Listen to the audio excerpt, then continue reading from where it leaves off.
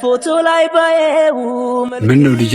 እጹብ እንዳለች ያበደርኩን ብር መልስልኝ ብላለች። አንተ ራሱ ቶሎ መልስም እንዴ? እሺ ልጄ አሁን መልስልኝ። ወይኔ ጉዴ!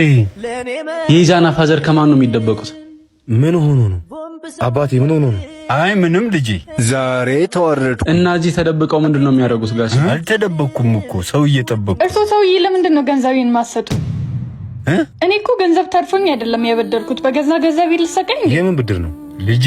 ኢዛናን ለማስመረቅ ትንሽ ብድር ከሷ ወስጄ ነበር። ስሙ ከዛሬ እንዳያልፍ እሺ? ጋሼ ይሄን ነገር ግን ኢዛና ያውቀዋል? አያውቅም። ልጄ በፍጹም ይሄን ነገር መስማት የለበት። ይሄን ነገር ልጄ እንዲሰማው አልፈልግም። ይጨነቃል።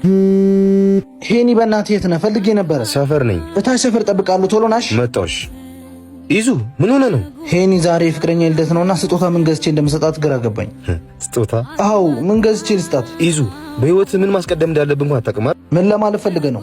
አባት አትንገረው ቢሉኝም አንተን ለማስመረቅ ብዙ ብድር አለባቸው።